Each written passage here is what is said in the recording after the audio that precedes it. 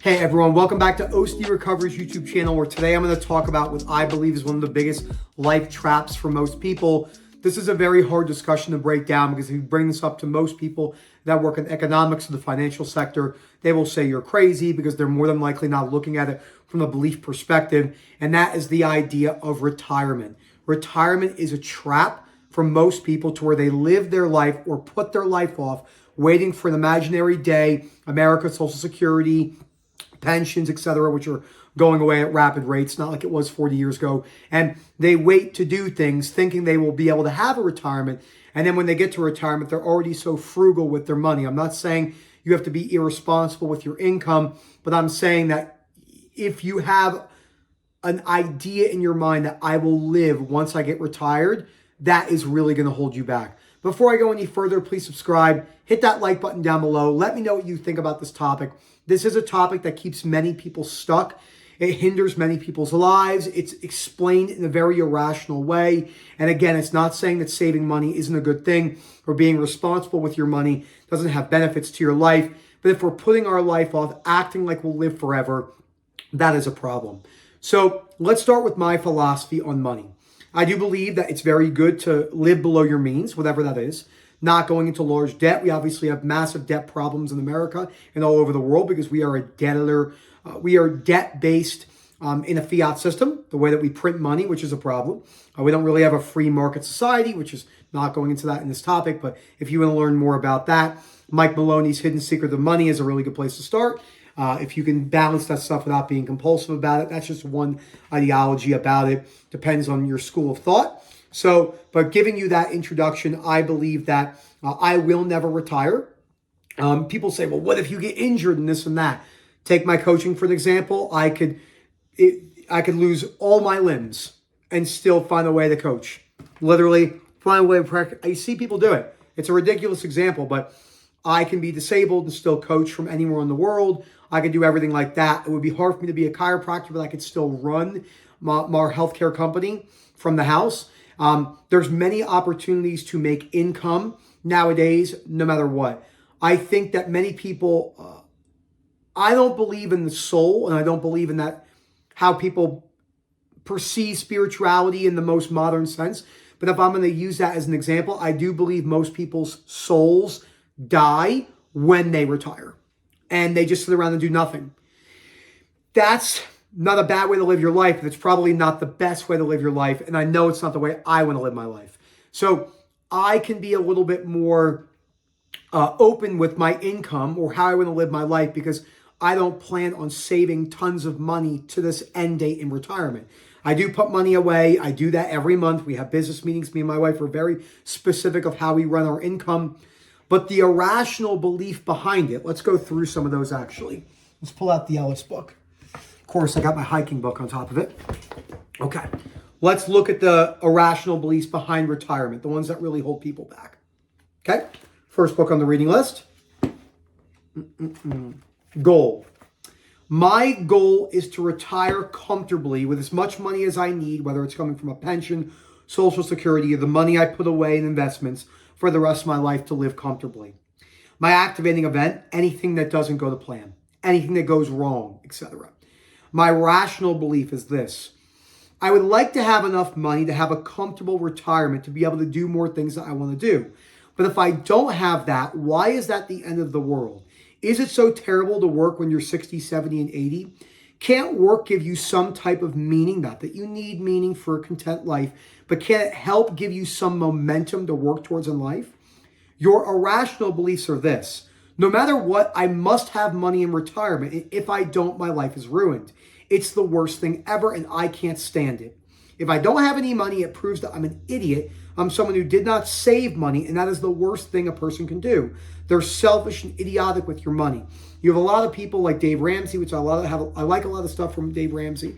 I read one of his books recently, which is incredible, but very rigid beliefs about money. 100 years from now, no one will even know that you saved or didn't save money, for the most part. No one cares. The Queen died, what, a year ago? How many people talk about the Queen? She's one of the most famous people in England. Dead, gone, see ya.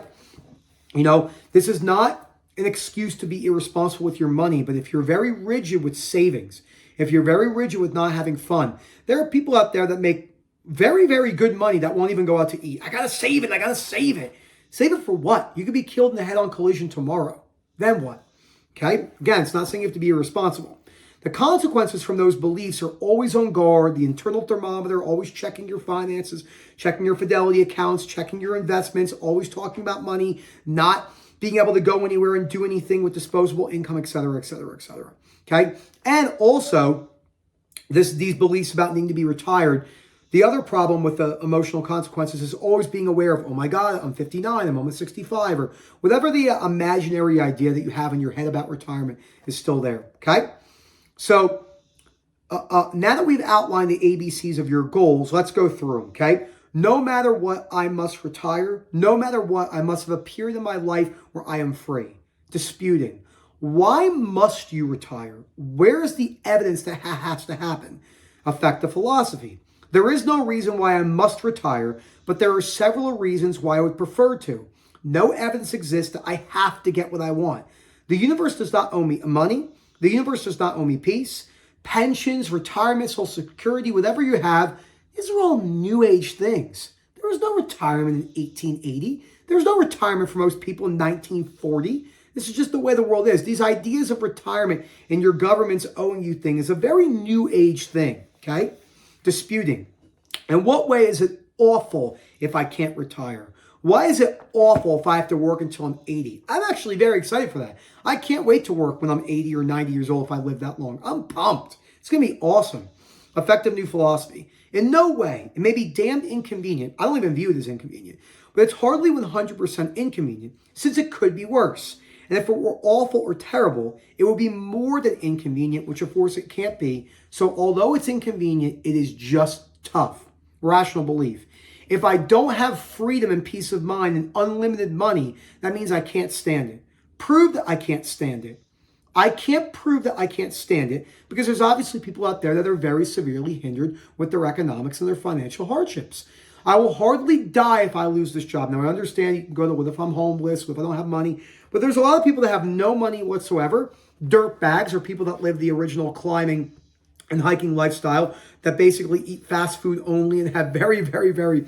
I'm watching a documentary on Fred Buckley right now, which that guy was a nut job. I mean, one of the #1 first ascent climbers in America, which lived off basically no money, or they don't know how he had any money, and et cetera, et cetera. So where is it written that I am owed retirement? Even if your government says so, only in my nutty head. If I lose my job and I can't work, all it shows is that my life will be hindered, even severely hindered in the ways that I wanted to.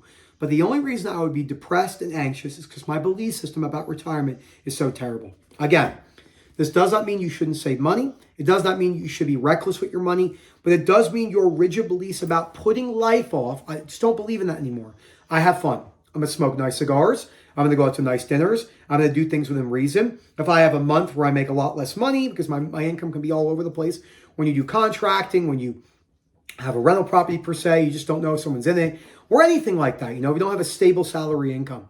And it's not the end of the world. It's just not the end of the world. I get a lot of joy out of working. People attach, when you have this retirement mindset, you attach working with problems. Working equals loss of freedom. I don't view it that way. I think working is terrific freedom, and I love it. It's not for everyone. I'm not saying you have to develop that perspective, and it's important to think about your belief systems. If you're struggling with this, please reach out. I can help you. A lot of people struggle with this on top of their main themes like harm OCD or existential. Phil@OCDrecovery.com. Hope to hear from you soon. And as always, enjoy the rest of your day. And Daisy, of course, over here is the, hey, boo-boo. Just sitting here snoring away like, Darth Vader.